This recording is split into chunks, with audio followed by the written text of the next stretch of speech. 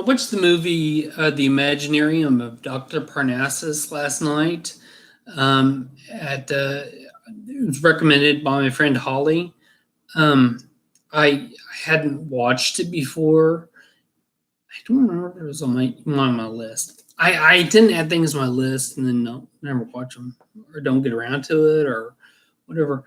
Um, I remember thinking when I first saw the trailers a long time ago, I guess, what, a couple years, whatever it's been out. It looked really surreal, artsy, and whoa, looks like something cool to watch. And then Heath Ledger, since that was the last movie he was working on, and they said the other actors took part in it, and it had such rave reviews and all this, but I still didn't get around to watching it. That's how it is with me. Even movies that get good reviews and that I really want to see, I put off. I tend to put movies on the back burner, just don't watch them.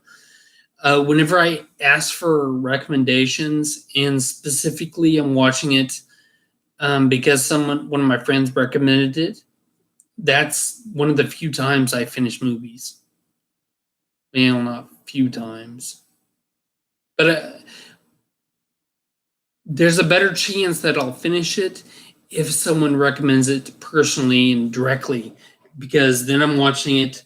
It's almost like, okay, I've said many times that it depends on if you're with someone watching a movie. Some movies, just like, this doesn't interest me, and I turn it off or change it to watch something else. And I think I would probably have watched it if I had someone else with me. It was like shared experience or something. So, and that idea kind of applies to movies whenever I ask for a recommendation and somebody recommends it directly. It's almost like we're watching it together.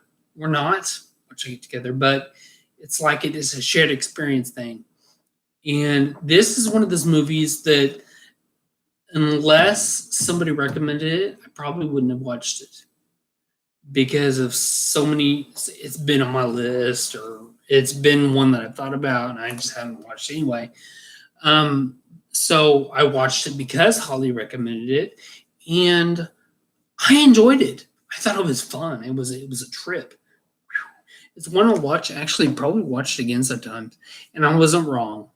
My first impression up front, my previewy idea that it was artsy and surreal and weird. It was a trip. It was a mind frig. Not the bad kind though. It was a good kind because it made me happy.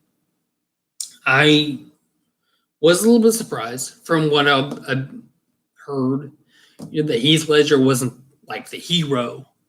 He did play a fairly central character, but he wasn't the hero, and that kind of shocked me because he'd gotten such rave reviews. I think it was, to be honest, I think it's really kind of because he passed away. I mean, it's one of those.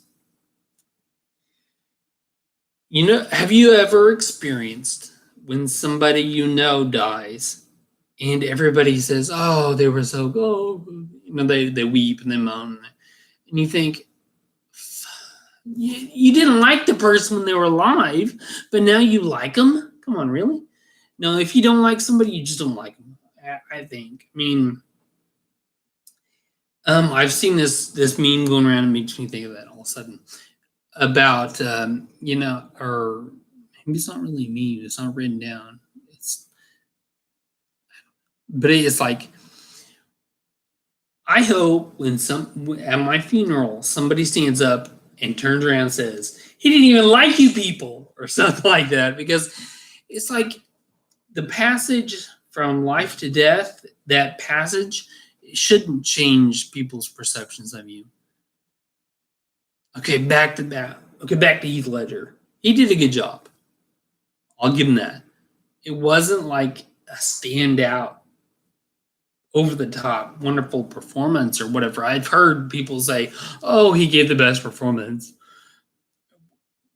Okay, maybe I'm not thinking about the right thing. They said that about when he played the Joker in that Batman movie. Heath Ledger did such an awesome job, and he really threw himself in the character. And I watched some videos talk about how he sequestered himself for 47 days in a hotel and to go kind of crazy before he played the Joker. I'm like, that's kind of cool. He really did a method acting. He was really, and he really started talking like the Joker. I mean, he really got into it. And I think it's kind of cool.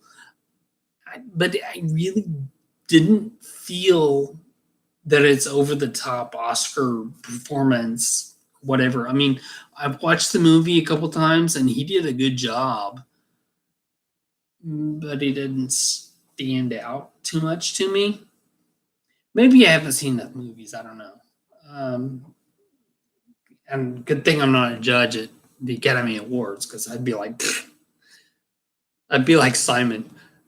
Absolute rubbish. Something stupid like that. But okay, I've got in this reviewy on a note related to the movie. It's worth seeing more than once.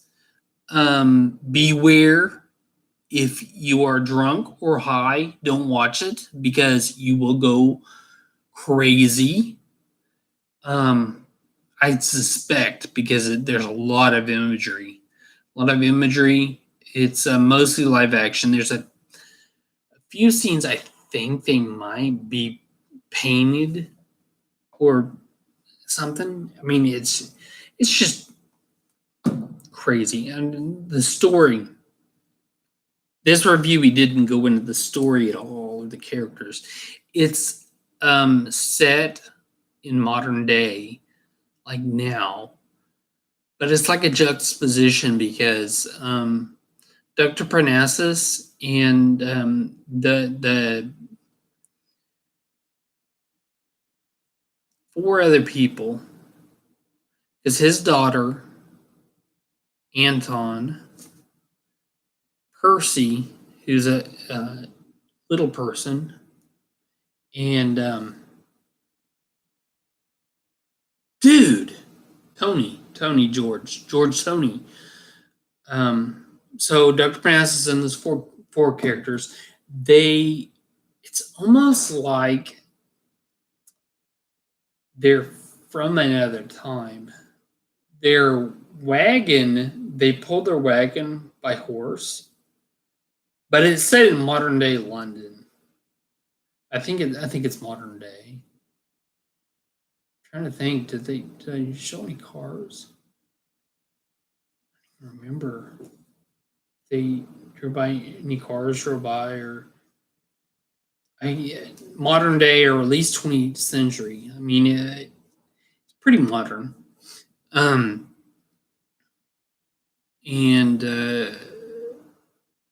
okay, the premise is that they are a traveling sideshow type, and they have this.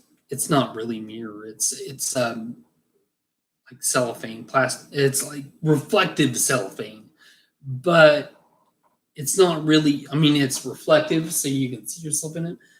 And when Dr. Parnassus goes into, he does this mental fugue state thing.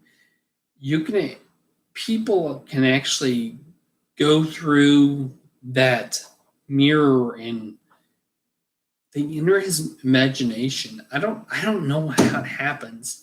It's some kind of mental.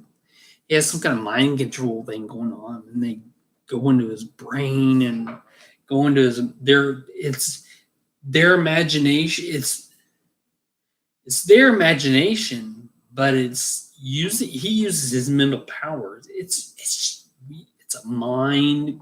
It's crazy, but it's well worth it. I mean, it was worth it to watch. I think this is I'm gonna rewatch it whenever I get the big screen because right now I watch on my my laptop. When I get a big screen here in the living room, I'm going to watch it again because it's just there's a lot of visual stuff. Visually, there's a lot going on, and I'm sure I missed something. It's a movie I'm going to watch more than once.